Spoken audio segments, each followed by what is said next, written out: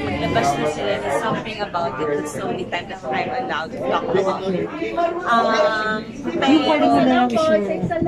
Well, yes, I'm doing a series with Derek Eric Mati. It's a very challenging character. Napaka-challenging ng character niya. Masaya. Masaya yung cast.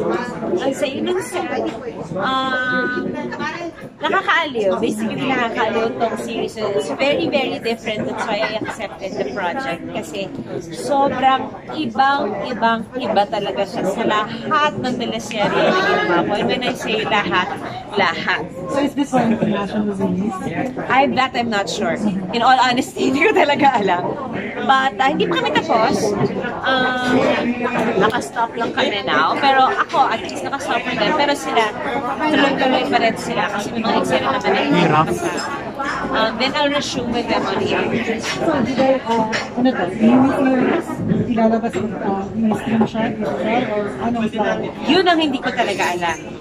Kasi nung present siya sa amin, parang the platform has not yet been decided. Ang decided lang is kung ano yung gagawin and kung ano yung character. Pero open naman sila and they were very honest enough in saying na platform will vary. Depende kung saan siya pwede ilabas. Kasama po ba rin po from Steven and Sana? Yes, kami ang magkakasama sa Edu, RK Bagatche, kami ang magkakasama. Judah, I'm not sure kung pwede na siyang sagutin, pero ito ba yung... Sagutin ko na lang kung sumagot na si Direk Eric. Oh, okay.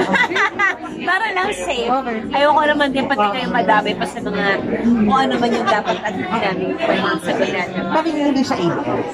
Hindi, it's not ABS. It's not ABS. Kumbaga, paano ko ba ito sasagutin? It's not under ABS-CBN, it's under reality films. And at the same time, wala akong contract with ABS as of now. But then again, I called up Tita Cory para ipaalam sa kanya at magsabi lang na I'm gonna make a series outside ABS-CBN. So, pinaalam ko ng maayos. Kasi parang alam yung pakiramdam na wala man akong existing contract with ABS. Yung pakiramdam ko lang na parang namimendeho ako ng asawa. Yung ganun. Kasi all my life, I've been doing all my teleseries with ABS-CBN. So, ito yung first time na gagawa ko na hindi under sa kanila. So parang feeling ko lang medyo nagigilty ako. So kailangan kong sabihin. Judah, is there any possibility to work with GMA? May mga offer din ba to transfer? Wala ako. May mga nag-i-inquire. May mga nag-i-inquire. Pero syempre, I have to kailangan ko muna kasing kamaduhin kung ano ba talaga kaya ng powers ko. At saka more than anything, it's my deep relationship with ABS. Kung ano man yung meron ako with ABS, I value and treasure that. So, if and ever na magkaroon man ng offer with GMA, from GMA, I'd still have to communicate that with ABS. Kasi they're working naman na together, di ba? They're also working with TV5. So, wala akong nakikitang problema. If in case dumating yung point na may ganong offer from other networks, bukas naman ang pangkalahatan sa akin, which is a good thing. Ano man ang nangyari, nakakatuwa, di ba? Wala na yung network war. Oo, wala nang network war. We're all working together. But then again, the respect, I still give it to ABS-CBN because sa kanila ako lumaki, sa kanila ako nagsimula.